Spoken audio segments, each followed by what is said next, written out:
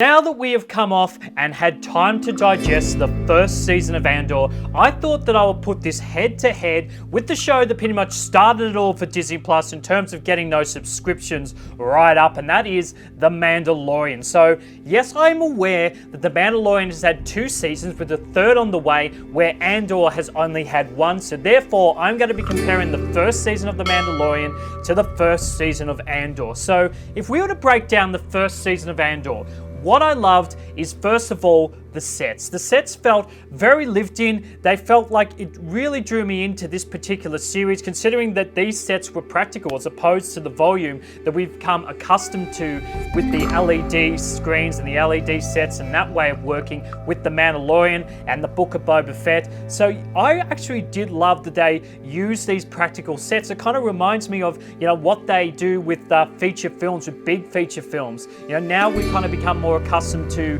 like I say, the volume and that way of working with Mando.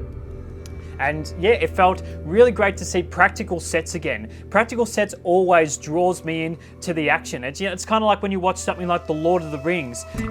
Those scenery in New Zealand takes you right into the atmosphere, right into that whole world. And the practical sets of Andor did just that. I love how we got introduced to new characters such as Kino Loy, which is Andy Serkis's character, Fiona Shaw's character. She had a really great moment playing Andor's mum, but she had a really big moment in that final episode of Andor. Harry Potter fans will know the name Fiona Shaw, considering that she played Aunt Petunia in those films. So any Harry Potter fans, it's always great to see Fiona Shaw pop up. I recognized her as soon as she popped up, and she's a really good actress, so I love seeing Fiona Shaw in something other than the Harry Potter franchise as well. So yes, got her, had some great moments.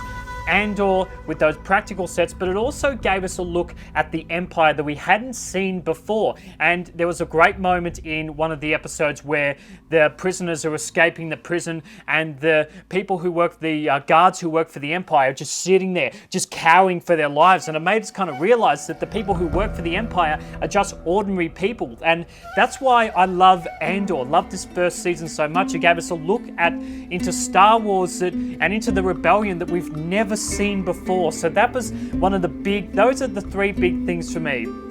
The great characters such as Andy Serkis's Kino Loy, Fiona Shaw's character, the practical sets, and also giving us a look at the Empire that we really haven't seen before, and a look at, in a way, of the rebellion that we've never seen in Star Wars before. And it overall just enhances, Rogue One. After I finished Andor, I went back and I watched Rogue One, and this worked a treat. And I appreciated Cassian Andor's character even more so than I did before the first season of Andor dropped. And I can't believe we have to wait so long. I think it's going to be 2024 for the next season of Andor. So yeah, those are the reasons why I prefer and what I really loved about the first season of Andor. Now, if we go likewise over to The Mandalorian, yes, the first season gave us some great moments. We got introduced to Mando, this great bounty hunter, Baby Yoda, who we now know as Grogu. And yeah, we got introduced to the whole volume and that way of working in the digital LED space and that digital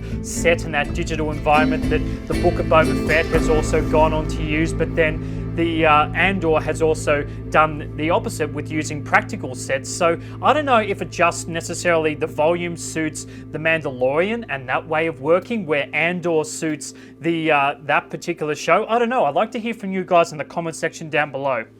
What do you guys prefer, the volume or practical sets? Because I'm not sure whether they might even use some more practical sets in Mando, maybe in more seasons going forward. But yeah, I'd love to hear what you prefer versus the volume versus the practical sets. So yeah, Mando had some great moments in the first season, but if you're asking me what I prefer, if I'm putting these two head to head, I have to say, and yes, I know I'm coming off a little bit more hype considering this season has just finished, but I have to say Andor, considering that it showed me a new way of the Empire, a new way of the rebellion.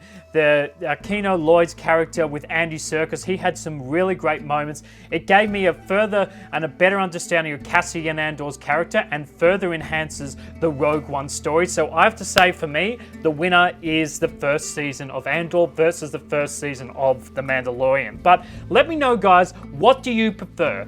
The first season of Andor or the first season of The Mandalorian? let me know in the comment section down below. Righto guys, I love to talk movies, TV and pop culture. I get quite fired up about this stuff, as you can tell. So I'd really appreciate if you hit that subscribe button and you subscribe to the channel so I can continue to make more videos for you guys just like this one. Righto guys, my name is Darcy Oliver. Thank you for tuning in to another one of my videos, and I'll see you soon.